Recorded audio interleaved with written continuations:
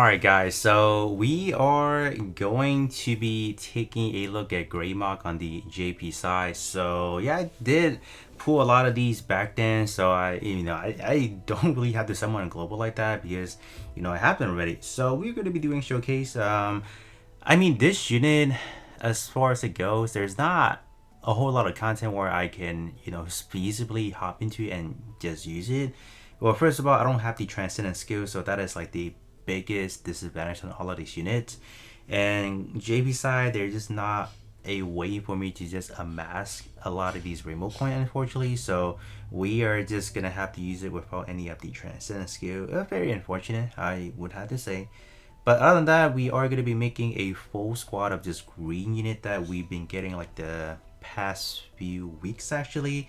We have Senanju, we have a Data Plus, and we also have the upcoming the F91 full power. So this unit is gonna be pretty good for global because of what it does. But I would say right now for JP, if we're talking about any of the PvE content, this unit does not really excel in that fashion like that. But in arena, I think it still rips in there. So yeah, so I don't have the pilots nor for the F91. So I have to go in for some substitute, but it's still gonna work about the same, regardless. But other than that, let's just kind of hop into some co-op first, and then I will see. All right, so Total War is gone for JP, I believe. So I'm trying to see if I can find any other ways where I can kind of showcase off this unit besides this co-ops, but I will try to look for something. Alright, pretty curious to see how things are going to go if when we are comparing the Data Plus and then Geymalk, because obviously Geymalk came out before Data Plus for JP, but for global is actually flip-flop. So I have no idea what they were doing, but me personally, I still do think Geymalk is still the better unit regardless, just given how everything is actually. I do want to turn on the EX skill, right? Let's turn on the EX skill real quick. I just want to see how it looks like for the Geymalk. I don't think I actually seen it yet, but let's just kind of see. All right, I think we can skip Senanju. Yeah. All right. So F91 is actually not getting the critical buff from Gribbly because I think it has 200% down on critical. They just couldn't make that unit too good, because if they did, we would have been in trouble. All right. Oh, we got Data Plus right here. So I didn't do a showcase on this one because I had a feeling that they are gonna do something like this, so I was kind of glad. Alright, so that's kind of, oh yeah, Geymalk is, we don't have, I think it's, Shara, so we're just not getting her full buff. So had we had her, I think it's better, but I think her pilot, I think as far as Shara, she offers extra buffs when you defeat enemies, so it's gonna work best in a situation where there's multiple enemies and they keep spawning back. Like, she is gonna excel in those situations, but I don't have her. And the next best thing I can use is the full armor unicorns and Benager, the red one, where we can take advantage of all the buffing. But you guys can see Data Plus with like the designated pilot definitely performing better. So there's nothing much I can do about that. So very unfortunate. But damage wise, is definitely neck and neck. That definitely is. And what else we can do? We can definitely run this back while we swap the pilots, because oh no, we couldn't, because Benager is a bombardment will not fit into the sniper. But yeah, you guys can see the stat are quite respectable damage wise. There's not much of a difference.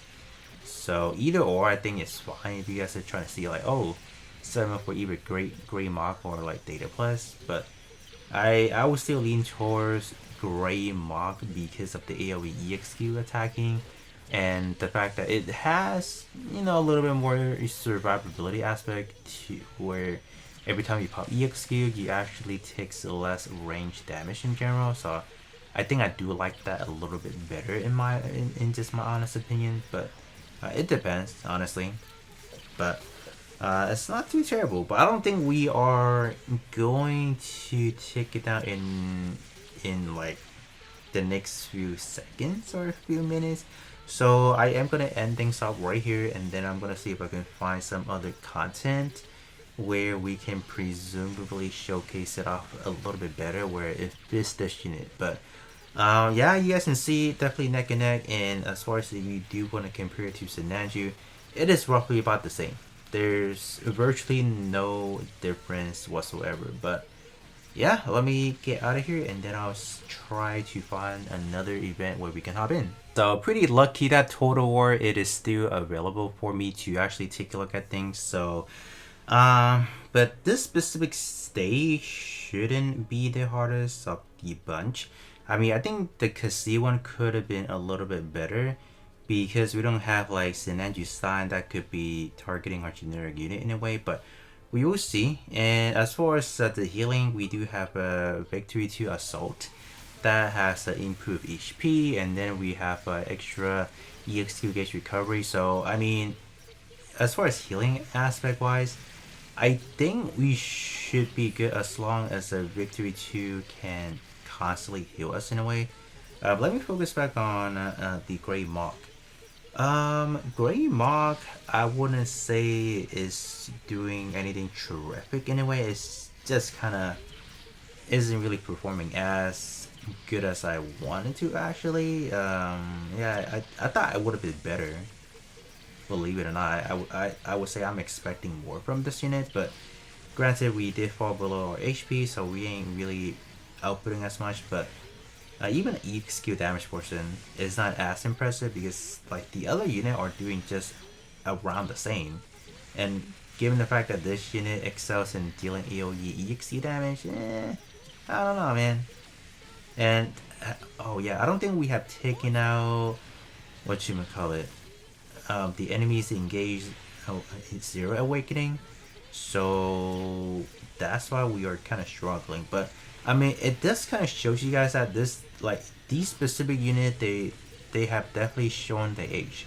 The fact that we cannot take out the engaged Zero Awakening phase like this, it is definitely a problem, no matter how you look at it. But there you guys kind of go for this one. We can hop into the other one as well just to kind of showcase a little bit better, I guess. So this is the Kasi fight, and I think this may be the best route. I think possibly.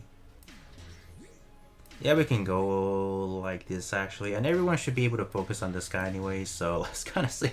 I don't know. This one technically speaking should be the harder of the two, but I think we are fine. No, yeah, this is actually the easier of the two because we don't actually have units that's going to just harm the generic units. That's good. Oh wow. Oh wow. There you guys go. So let's see what happened. Wow, I'm surprised we were able to take out these enemy that fast. So X3, yeah, X3 is definitely really powerful, and F91 they're pretty good. We have Sinanju, and then we have Geymalk down below. But yeah, you guys can definitely see depending on the different enemies that we take a look at. Geymalk compared to Data Plus are roughly about the same in terms of how they're built. So there you guys kind of go. But other than that, this is pretty much it in terms of the showcase. You can kind of say for both Geymalk and Data Plus, and I'll be catching you guys all on the next one.